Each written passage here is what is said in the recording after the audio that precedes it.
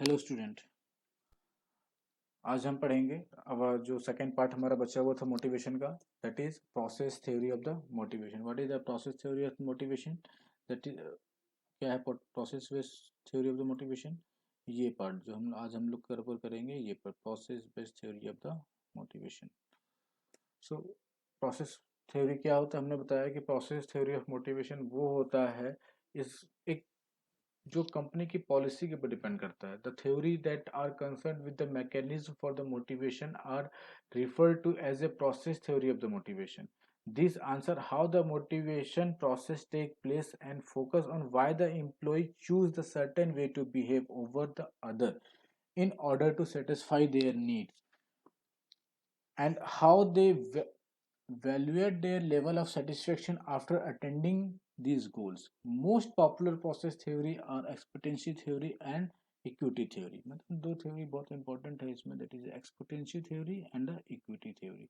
एक्सपोटेंशियल theory and the equity theory, ठीक है। मतलब बेसिकली ये बताना चाहता है कि एम्प्लॉय सर्टेन जो बिहेवियर की होता है वर्क में, वो क्यों आ जाता है, क्या रीजन होता है कि उसकी एफिशिएंसी डाउन हो जाती है पर्टिकुलर थिंग में। तो फर्स्ट देखते हैं हम लोग brooms exponential theory. Brooms exponential कहता है one of the most widely accepted explanation motivational is offered by the Victor Brooms. His expectancy theory, it is a cognitive process. Cognitive process मतलब ज्ञान संबंधित, कॉग्निटिव मतलब ज्ञान संबंधित process theory of the motivation. The theory is founded on the basis of the notion that people will be motivated to exert a high level of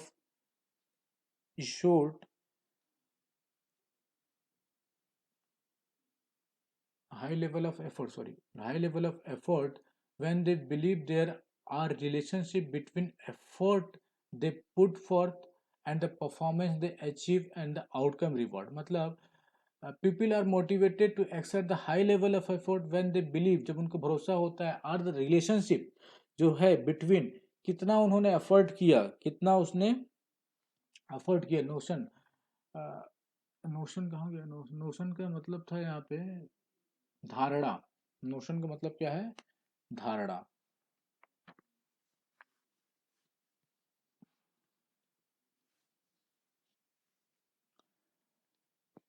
So the relationship between the notion of effort मतलब धारणा, the relationship between notion and the effort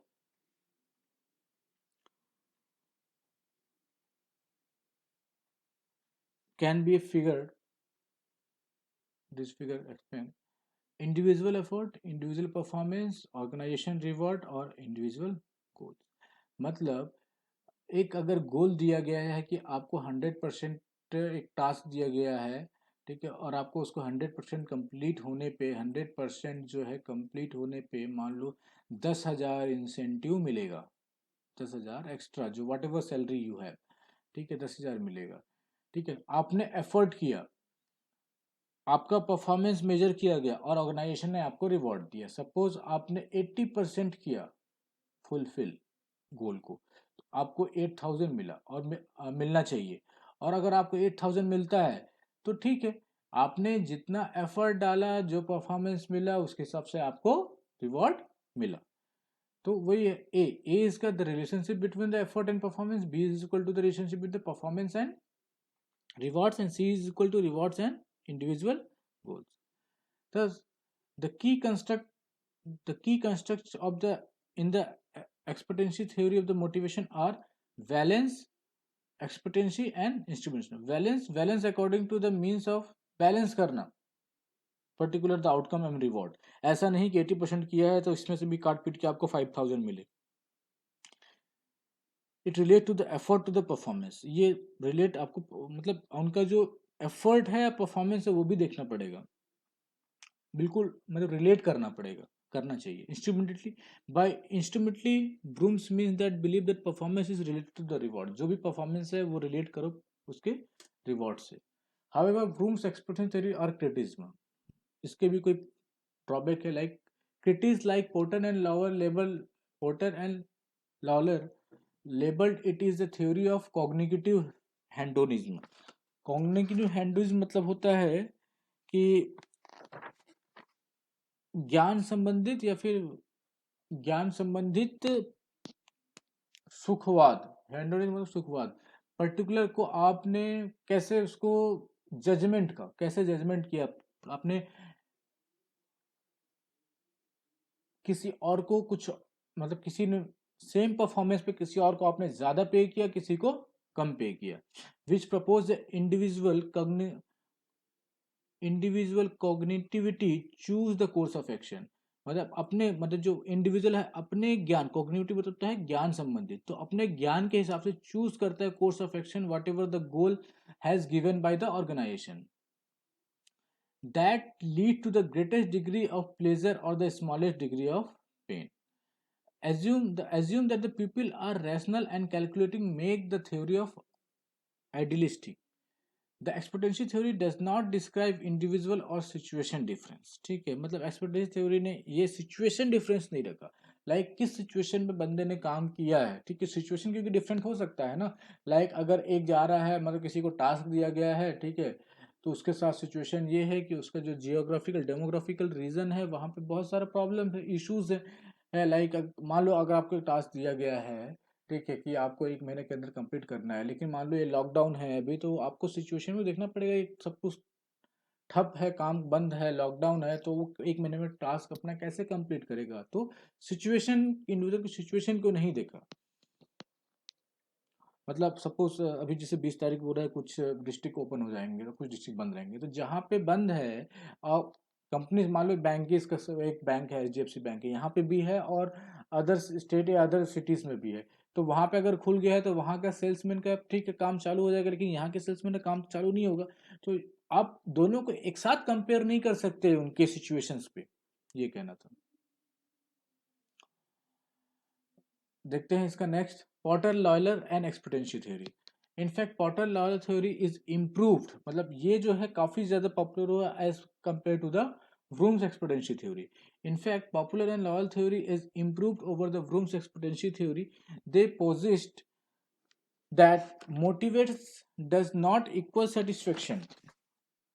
पोजिट मतलब होता है मानना, इसका मतलब होता है मानना, motivate does not equal satisfaction of performance.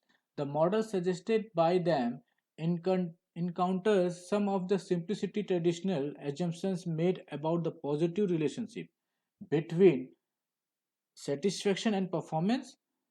They propose multivariate model of explain the complex relationship and exit between the satisfaction and performance. ये relationship उन्होंने दिया. The main point of the Porter and Lawler model is that effort or motivation does not lead directly to the performance. In fact, mediated by ability of traits by the role perceptions, ultimately performance lead the satisfaction.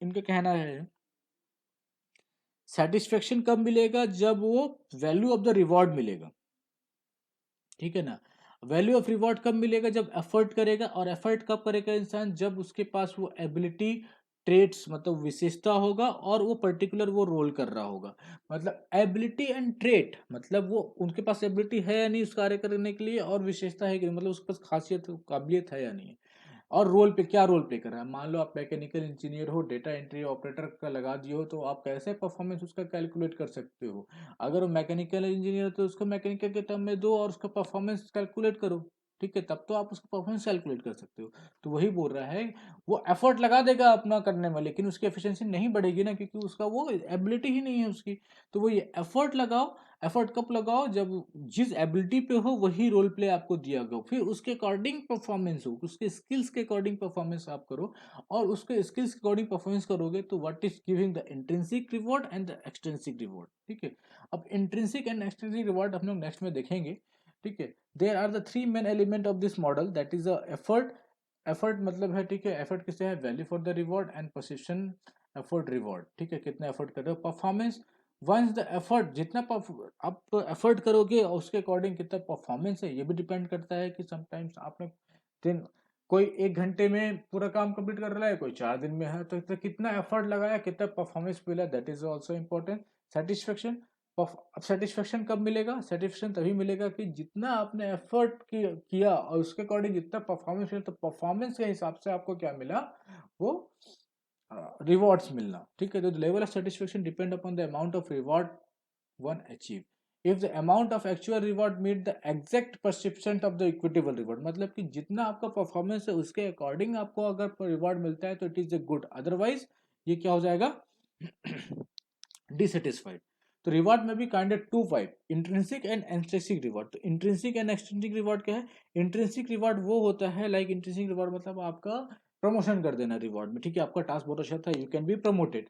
और extrinsic में मतलब आपको working condition अच्छा कर दिया गया। Working condition कैसे अच्छा कर दिया कि लाइक, ठीक है, आपको एक वेल अच्छा रूम दे दिया गया, ठीक है, आपको गाड़ी दे दिया गया, फोन दे दिया गया, एसी रूम दे दिया गया, तो दैट इज एक्सट्रिंसिक रिवॉर्ड, थोड़ा सा आपको मिल गया, ठीक है ना। तो ये रिवॉर्ड है।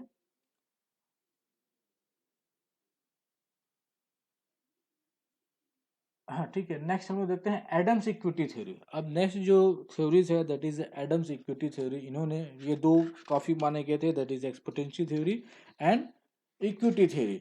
इक्विटी थ्योरी क्या बोलता है, नाम से समझ में आ रहा है कि इक्वेट करता है, ठीक है ना, वर्क में। इसमें क्या इक्वेट करता है, the core of the equity theory is principle balance और equity as per the motivation theory. And individual motivation level is correlated, मतलब रिलेटेड टू होता है हिज परसेप्शंस ऑफ इक्विटी, मतलब वो सोचता है कि वो सबके साथ बराबर हो रहा है या नहीं हो रहा है। और फेयरली जो है higher individual perception of the fairly greater motivator level of the vice versa. अगर उसको इक्वेट बिल्कुल बराबर, मतलब उसको कंपेयर किया गया है बाकी लोगों से, तो वो मोटिवेट होगा काम करने के लिए, अदरवाइज नहीं होगा। लाइक एक एग्जांपल इन्होंने किया है, ये दो वर्कर है, it is a comparison has been made between two worker A and B, that is A and B. Input and output, output and input, क्या उसने एफर्ट करके क्या परफॉर्मेंस दिया, मतलब वही है effort, that is input and output क्या हो गया, परफॉर्मेंस, ठीक है ना। इनपुट एफर्ट परफॉर्मेंस अगर लेस देन है बी के सेम टास्क में, तो वो नेगेटिव हो गया, ठीक है ना, अंडर रिवॉर्डेड, मतलब रिवॉर्ड नहीं मिलेगा। देन दैट इज अ, अगर दोनों इक्वल है दैट इज ओके, इक्विटी है। दोनों, एक खराब है, एक मतलब इसका ग्रेटर है एज कम्पेयर टू इस ना, तो ए को क्या मिलेगा, ओवर रिवर्टेड ज्यादा मिलेगा। तो इन दोनों केसेस में जो है नेगेटिव टेंशन आता है, इक्विटी, ये जो है negative tension, the equity perceives when, perceived मतलब होता है संबंधित, ठीक है ना, सॉरी, परसीव्ड मतलब होता है पाना। Equity is perceived when the ratio is equal, ये इक्विटी माना जाता है जब रेशियो इक्वल होता है। While if the ratio is unequal, it leads to the equity tension। जब वो अनरिलेटेड होता है तो लिक्विडिटी क्या होता है, टेंशन होता है वहां पे। देखो टेंशन क्यों है, इसने काम नहीं किया तो डेफिनेटली काम नहीं किया इसलिए टेंशन हो गया, इसने काम किया तो इसको मेंटेन करना है, ये भी दिक्कत है, ठीक है।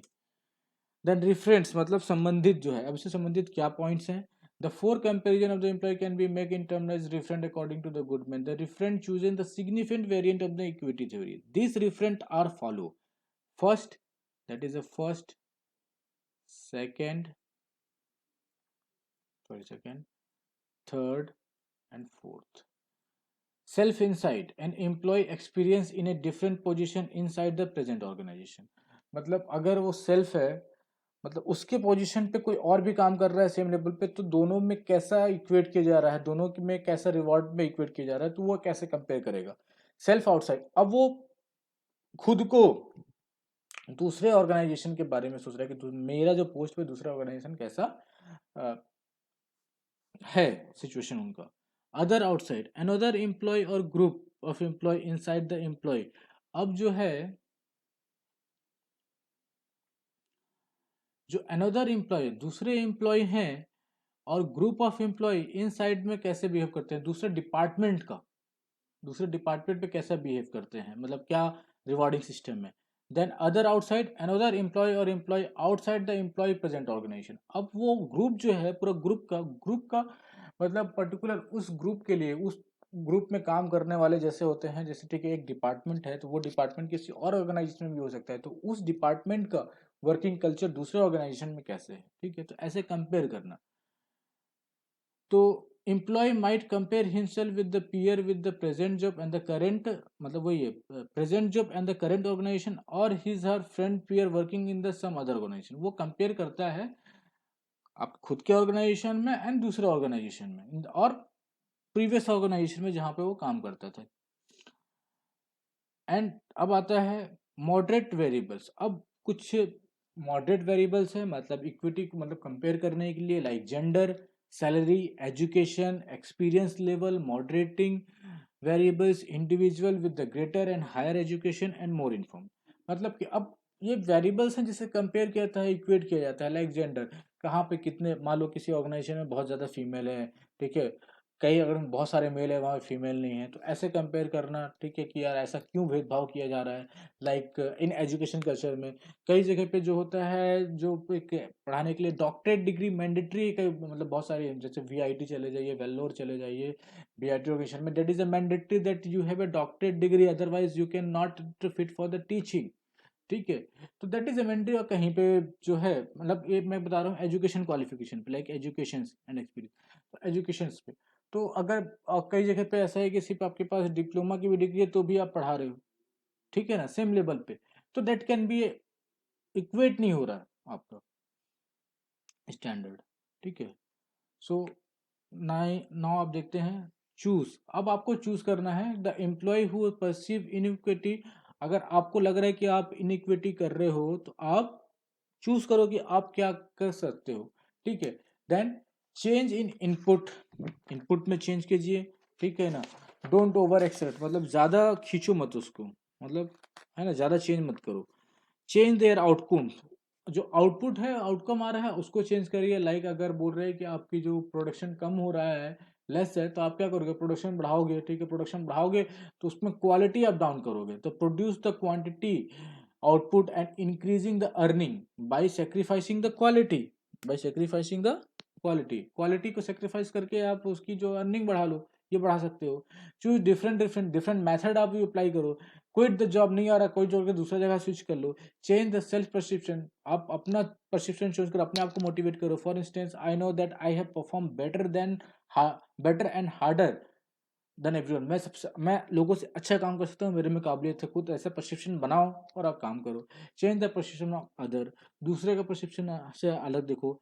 मतलब ये सोचो कि उन्होंने अपनी एफिशिएंसी से काम नहीं किया जैसे मैंने सोचा था, ठीक है, तो नेक्स्ट टाइम में भी वो करेगा।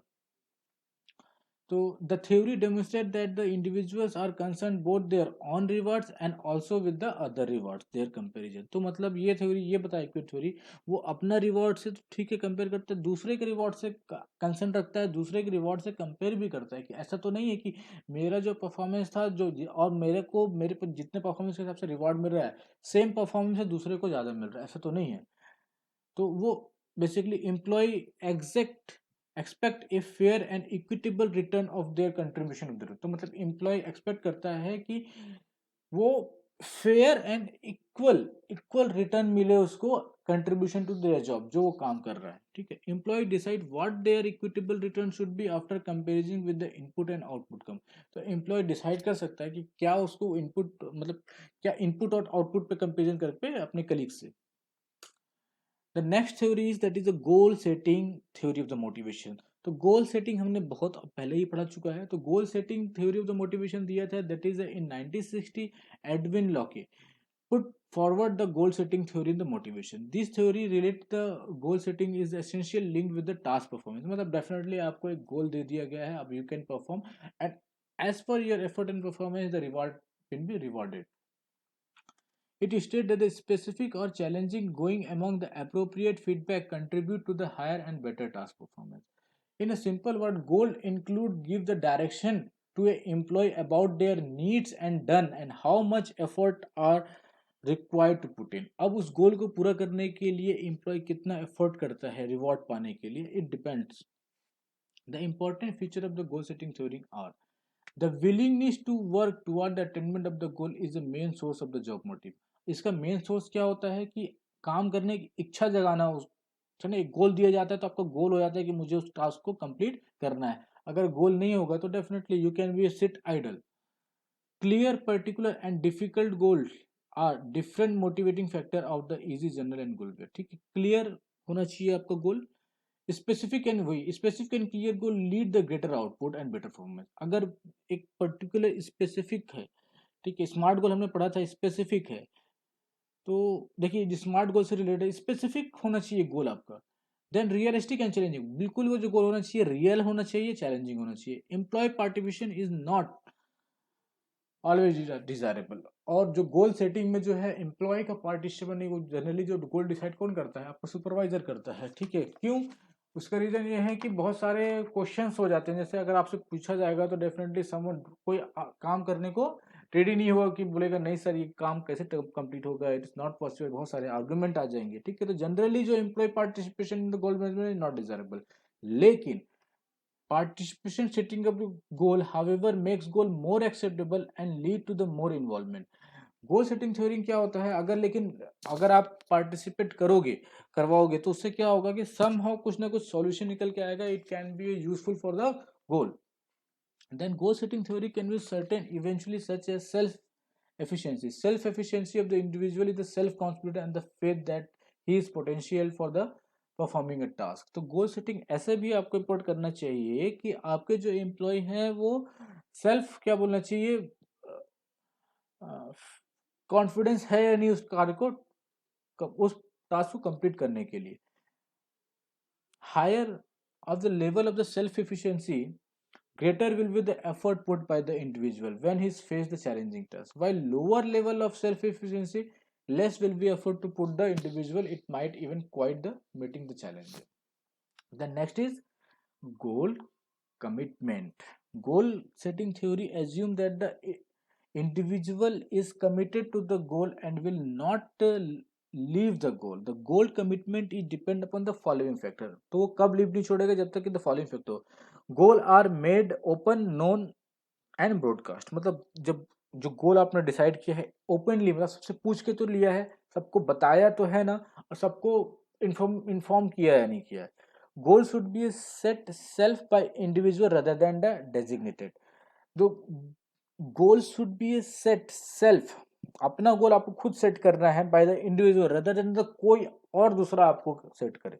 Individual set goal should be consist with the organisational goal and the vision. जो इंडिविजुअल आपका गोल है should be aligned with the organisational goal. Advantage of the goal setting theory. Goal setting theory is a technique used to raise the incentive for employee for the complete work quickly and effectively. ठीक है, incentive मिलेगा आपने timely task complete किया। तो goal setting lead to the better performance by increasing motivation effort, but also through increasing and improving the feedback quality. ठीक है,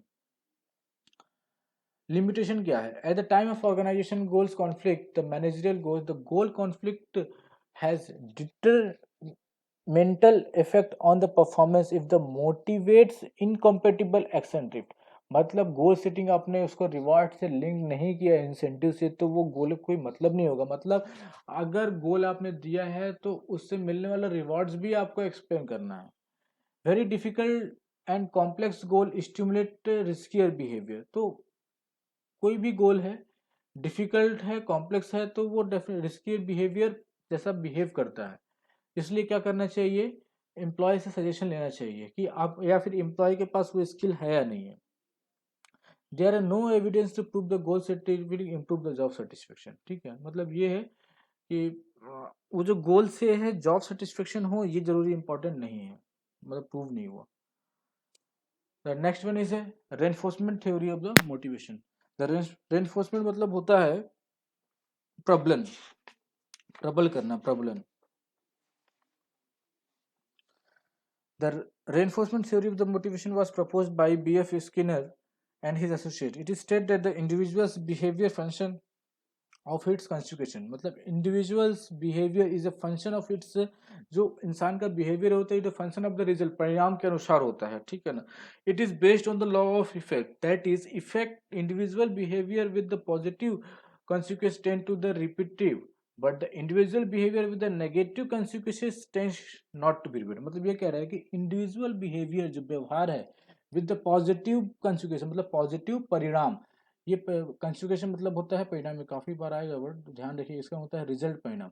तो जब पॉजिटिव रिजल्ट है, it tend to repeat, positive repeat आएगा तो वो रिपीटेटिव बार बार करो कोई दिक्कत नहीं, लेकिन नेगेटिव जो आएगा कंजुगेशन पर रिजल्ट आएगा, नेगेटिव रिजल्ट आएगा, वो बार बार रिपीटेशन नहीं करना चाहिए। तो अब इसको the following controlling behaviour the positive reinforcement, तो पॉजिटिव क्या है, it amplifies giving a positive respect when the individual show the positive and required behaviour. For example, immediate praising an employ for the coming early for the job, मतलब कि immediate praising, तुरंत उसको एक बोलना चाहिए, apprise करना, praise करना for the employ, मतलब उसको एक शाबाशी टाइप का देना कि यार ठीक है, बहुत अच्छा, आप बिल्कुल टाइम पे, आप बहुत जल्दी आ गया जॉब करने। This will be increase the probability of outstanding behaviour occurring the again. Reward is positive reference but not necessary. ठीक है, अब ये भी इसमें ये देखना है कि जो आप रिवॉर्ड दे रहे हो पॉजिटिव, सबको एक साथ, मतलब क्या कहना चाहिए, reward is a positive. Reward can be set a positive reinforcement. The positive reinforcement stimulate the occurrence of the behavior. It must be noted that the more spontaneous in giving for the reward, the greater reinforcement value. मतलब ये बोल रहा है कि the positive reward is the positive reinforce, reward is a positive reinforce but not necessary, जरूरत नहीं है। If and only if employees behavior improves, reward can be a said to be a positive reinforce। ठीक है, अगर उसका behaviour improve करता है होता है तो positive reinforcement stimulate occurrence of a behaviour, वो उसको उत्तेजित करता है उसके बिहेवियर को। It must be noted that the more spontaneous is giving a reward the greater reinforcement value है। जितना आप उसको इवेल्युएट करेंगे उतना ज्यादा उसका प्रबलन बढ़ेगा। नेगेटिव रेनफोर्समेंट मतलब क्या है, this implies rewarding an employ for removing negative, मतलब ये तब दिया जाता है जब वो नेगेटिव चीज हटाता है, मतलब नेगेटिव चीज अगर आपका पॉजिटिव में कन्वर्ट होता है तो that is also rewarding point.